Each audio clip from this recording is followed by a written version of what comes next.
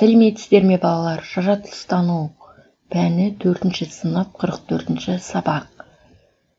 Үй тапсырмасын сұраудан бастайық. Сұрақтар кемесі әдісі.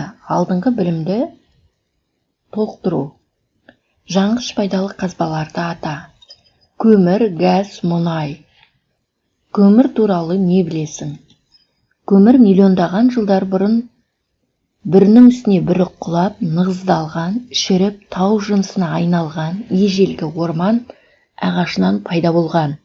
Көмір отыны ретінде пайдаланады. Мұнайдан қандай бағалы заттар жасалады? Мұнайдан бензин, керосин, дизельді отын, парафин, лак, синтетикалық талшықтар тағы басқа жасалады. Ойланып көр, заттар неден жасалған? Бұл заттардың бәріне не ортақ деп ойлайсың? Қане балалар, өздеріңіз жауап бере қойыңдар. Заттар және олардың қасиеттері, табиғат ресурстары. Сабақтың тақырыбы кенді пайдалы қазбалар дегеніміз не? Оқу мақсаты пайдалы қазбаларды сақтау және үнемді қолданудың жолдарын ұсыну, зерттеу әдісін, талдау себебін, оның артықшылығы мен кемшілігіне негізінде таңдау себебін түсіндіру. Сабақтың мақсаты кенді пайдалы қазбаларды ажырату, кенді пайдалы қазбаның құрамындағы металды бөліп алу жолын сипаттау. Кенді пайдалы қазбалар дегеніміз не? Пайдалы қазбалар жана ма? Міне осы сауалдарға жауап беретін боламыз. Кенді пайдалы қазбалар тау жыныстарының құрамында металда кездеседі. Құрамында металл болатын осындай тау жыныстары кен, ал қазбалар кенді пайдалы қазбалар деп аталады. Олар магмалық тау жыныстарынан пайда болады. Сондықтан кенді пайдалы қазбалар көбіне таулы аймақта таралады. Кеннің құрамында бірнеше металл кездесуі мүмкін. Мұндай кенді полиметалл деп атайды. Оның құрамында металдар жеке бөлініп алынады. Кенді пайдалы қазбаны өндіру. Кенді пайдалы қазбаны қазып алу, кенді байыту, уақтау, бөліп алу, тазарту, жуу тағы сол сияқты. Балқыту, өнім алу. Кенді металл алу жолдары. Кендегі металды алудың түрлі жолы бар. Кендегі металдарды байыту жолымен алады. Кеннің құрамында тек металл емес, бос тау жыныстары да болады. Металды олардан бөліп алу үшін қазбанды сындырады, уатады, жуады. Бұл кенді байыту деп аталады. Байытылған кеннен бір немесе бірнеше металл алынады. Бұл үдеріс кен байыту комбинаттарында жүреді. Кеннен металл алу жолдары. Кейбір металдарды, мысалы темір, қорғасын, мыс сияқты металдарды балқыту жолымен алады.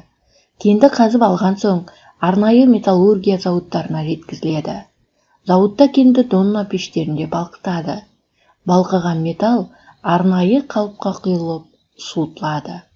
Донна пешінің биіктігі 10 қабатты үймен бірдей болады. Оның ішіндегі температура 1500 градустан асады. Мұнда металлургтер жұмыс істейді.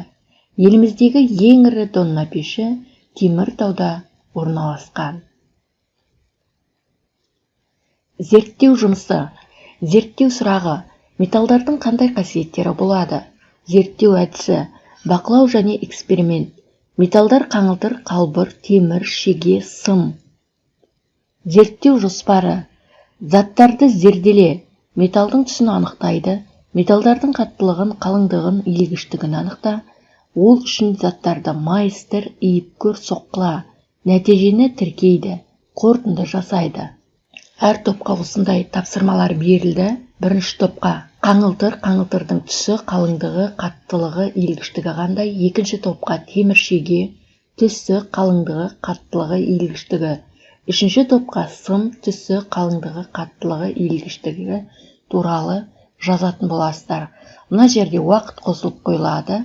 Уақыт басталды. 2 минуттың ішінде балалар сіздер тапсырманы аяқтауларыңыз қажет. Енді жаңағы өздеріңіздің орындаған тапсырмаларыңызды тексеріп көрейік. Металдардың қандай қасиеттері болады? Қаңылтыр қалбыр түсі ақшыл, сары, күміс түстес, қалыңдығы жұқа, қаттылығы қатты, иілгіштігі иілгіш. Теміршеге сұр қатты иілмейді. Сым, алюминий немесе мыс, жез, ақ түсті немесе сары. Жұқа, қаттылығы жұмсақ, иілгіштігі иіледі. Қорытынды: металдардың қасиеттері түсі, қалыңдығы, қаттылығы, иілгіштігі әртүрлі болады. Жұптық жұмыс: кенді пайдалы қазбалар туралы білетін ақпаратты пайдаланып, сөйлемді толықтыр. Кенді пайдалы қазбаларға металдар жатады. Оларды балқыту және байыту жолдары арқылы кеннен ажыратып алады. Қазақстанның ірі Донна пеші Теміртауда орналасқан. Мұндай жерде металлургтер жұмыс істейді. Үй тапсырмасы: кенді пайдалы қазбалар деген не? Міне осы тақырыпты үйден жақсы етіп оқып, түсінгендеріңізді айтып келетін боласыздар. Бүгінгі сабақ бойынша өзіңді бағала. Яғни сен бүгінгі сабаққа қалай қатыстың? Бүгінгі сабақ саған ұнады ма? Сол туралы өзің қалаған сандарды таңдап, өзіңді бағалайтын боласың. Мысалға 10 санын алайық. Керемет, яғни мен бүгінгі сабаққа өте жақсы қатыстым.